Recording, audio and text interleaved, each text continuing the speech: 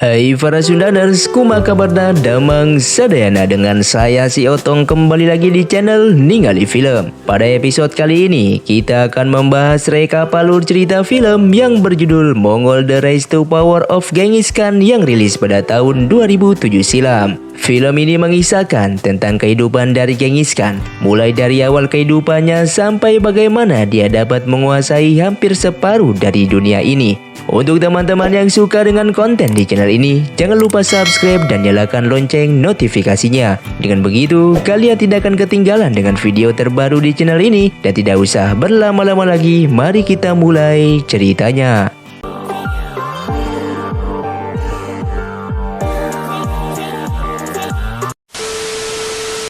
Di awal film, pada tahun 1192, terlihat suasana kota Tangut sedang terjadi hujan deras. Pada masa itu, Mongol bukanlah suatu kerajaan yang satu, tapi terpecah menjadi beberapa suku dan setiap pemimpin sukunya disebut dengan nama Khan. Terlihat seorang anak laki-laki yang sedang berbicara dengan seseorang dalam kurungan atau sejenis penjara, yang mana orang dalam kurungan tersebut merupakan Temujin dewasa.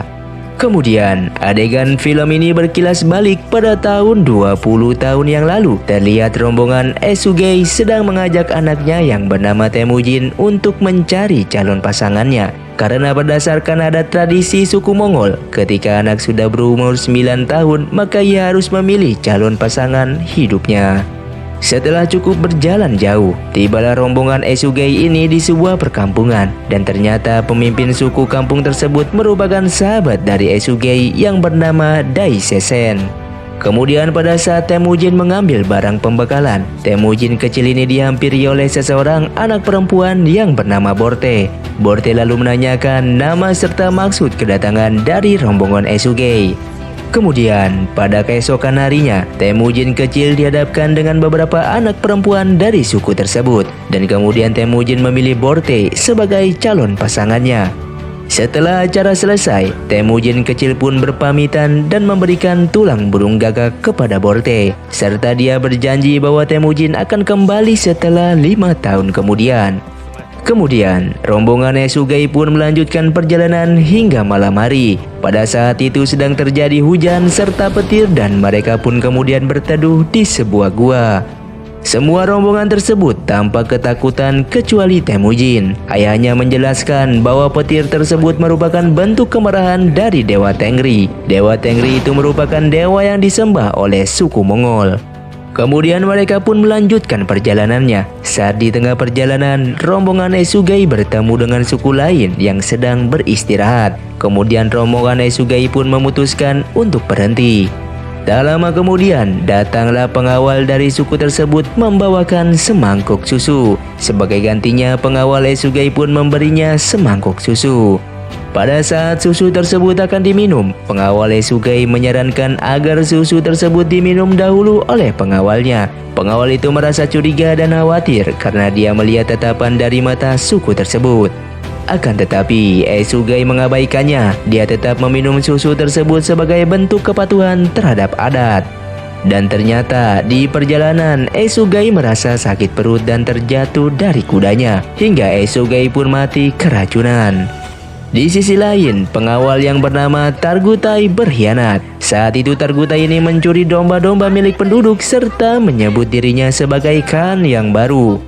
Akan tetapi, ibu Temujin ini tidak menerima hal tersebut dan dia mengatakan bahwa Temujin akan membunuhnya ketika ia sudah besar kelak. Mendengar hal itu, Targutai pun menjadi sangat marah. Targutai lalu mengejar dan menangkap Temujin serta bermaksud ingin membunuh Temujin.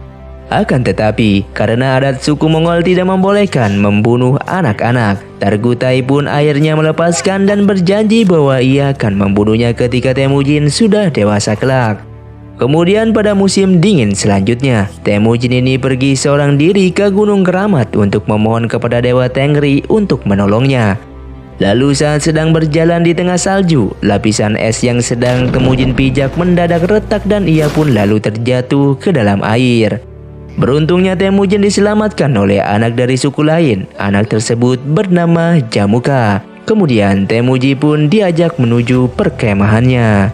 Hingga kemudian keduanya pun bersepakat untuk jadi saudara dengan cara mencampur darahnya ke dalam susu lalu diminum.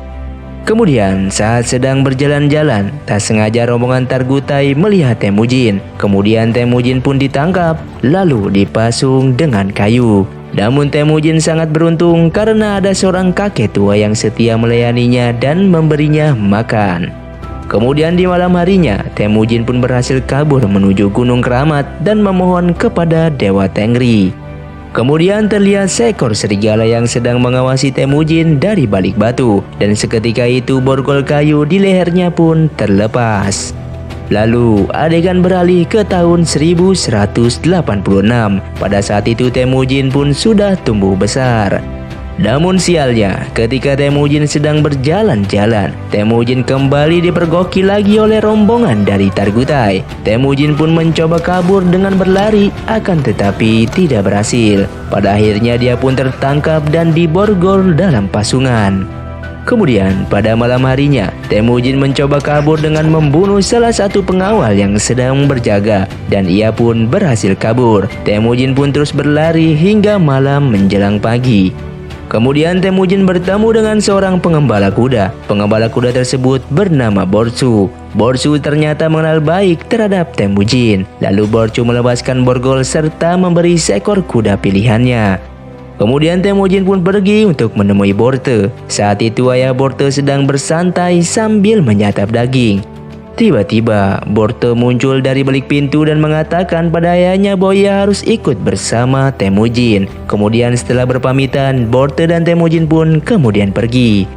Dalam perjalanannya, Temujin secara diam-diam memperhatikan calon pasangannya ini. Dan sesampainya di rumah Temujin, ibu Temujin kemudian memberikannya sebuah kalung pada Borte dan melangsungkan pernikahan mereka. Lalu keduanya pun pergi berbulan madu. Pada malam harinya, desa Temujin ini diserang oleh rombongan suku Merkit yang memakai topeng. Kepala suku Merkit lalu mencari Temujin karena dulu ayah Temujin pernah mencuri calon istrinya merupakan anak dari suku Merkit. Ketika sedang bermesraan, Temujin ditemukan oleh suku Merkit. Kemudian Temujin pun bergegas menaiki kuda dan mencoba kabur. Akan tetapi kemudian terkena panah. Melihat Temujin yang terkena panah, lalu Borte memukul kuda milik suaminya agar berlari menjauh dan menyerahkan dirinya untuk ditangkap oleh suku Merkit. Dan karena kuda ini adalah kuda yang sangat pintar dan terlatih, kuda Temujin lalu berlari pulang dan kembali kepada ibunya Temujin. Kemudian waktu berlalu hingga kesehatan Temujin pun pulih. Ia pun lalu pergi menemui saudaranya Jamuka. Ternyata Jamuka ini telah menjadi pemimpin di sukunya.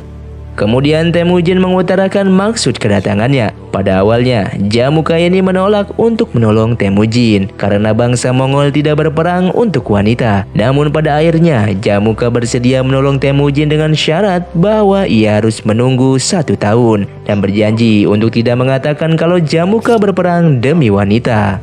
Kemudian 1 tahun berlalu, pasukan Temujin dan Jamuka pun bersatu. Mereka berangkat memasuki wilayah suku Merkit. Akan tetapi tidak disangka, ternyata mereka masuk ke dalam perangkap. Karena ternyata suku Merkit sudah bersiap-siap menyerangnya dari balik batu. Hingga kemudian terjadilah pertempuran sengit yang menyebabkan pasukan dari kedua belah pihak pun terluka dan mati.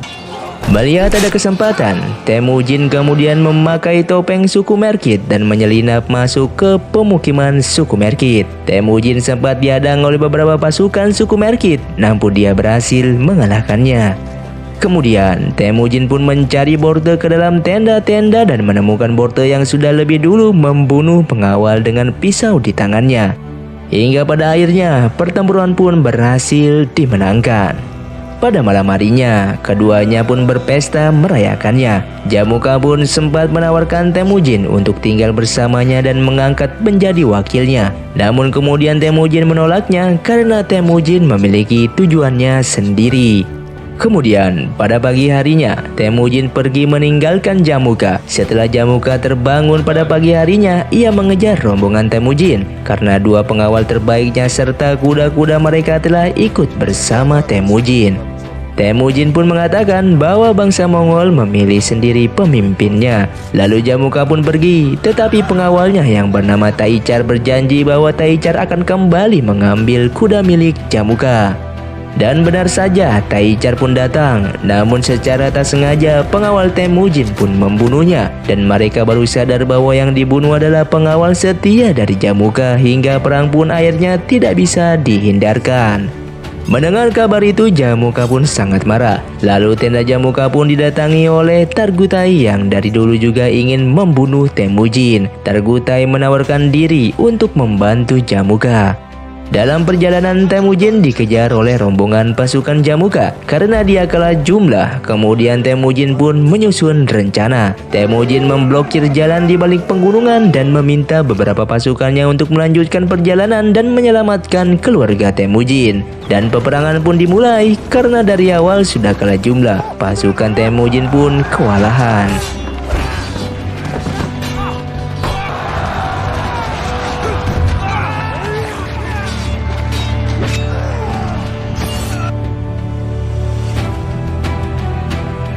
Hingga pada saatnya hanya menyisakan Temujin seorang diri. Namun Jamuka ternyata tidak ingin membunuh Temujin karena Jamuka menginginkan Temujin hidup-hidup. Pada malam itu, Jamuka meminta Temujin untuk memohon ampun kepadanya. Akan tetapi Temujin ini menolak. Dia tidak mau meminta ampun kepada Jamuka karena dia merasa bukanlah pengemis. Hal ini membuat Jamuka pun marah dan menjadikan Temujin sebagai budak. Lalu Temujin dan beberapa pasukan yang selamat dibawa ke kota Tangut untuk dijual.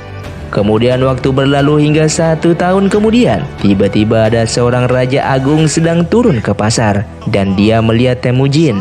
Kemudian ada seorang biksu yang membisikkan sesuatu kepada sang raja. Dia mengatakan bahwa Temujin akan menghancurkan kerajaannya kelak. Lalu raja agung pun kemudian membeli Temujin dan mengurungnya. Saat itu, Temujin tidak diberi makan sehingga ia harus memakan burung dara mentah-mentah. Di saat hujan turun, datanglah seorang biksu meminta maaf kepadanya. Kemudian Temujin pun meminta biksu untuk membunuh para penjaga. Akan tetapi biksu itu menolaknya dengan alasan bahwa dalam agamanya dilarang untuk membunuh. Lalu Temujin pun meminta kepada biksu untuk pergi ke suku Temujin untuk mencari Borte dan memberinya tulang burung gagak. Akan tetapi, belum sempat bertemu dengan Borte, biksu tersebut keburu tewas karena dia sudah rentan dan perjalanan yang sangat jauh. Rupanya tempat kematian biksu itu tidak jauh dari tempat tinggal Borte. Dan ketika anak Borte sedang bermain, dia tanpa sengaja menemukan tulang burung gagak tersebut.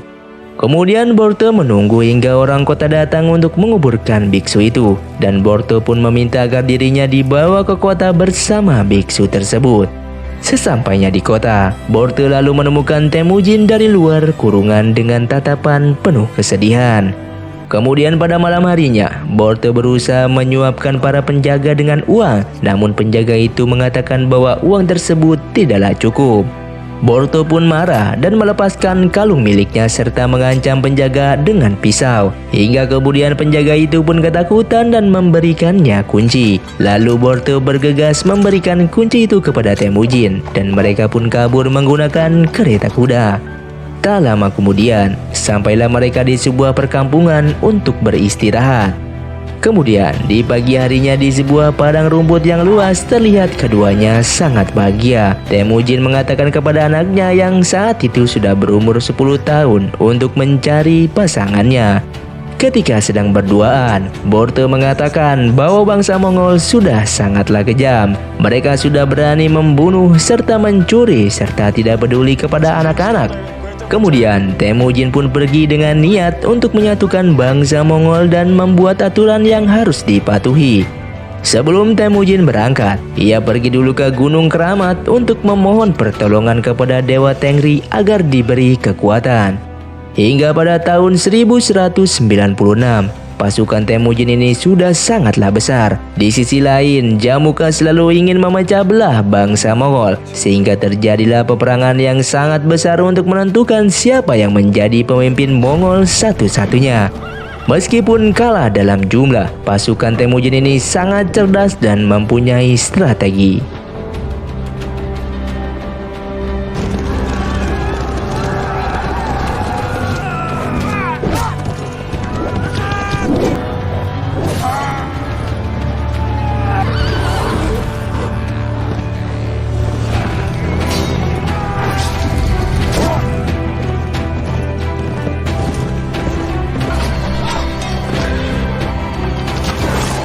Di tengah-tengah pertempuran, tiba-tiba cuaca berubah menjadi gelap disertai hujan dan petir. Semua pasukan Jamuka pun takut.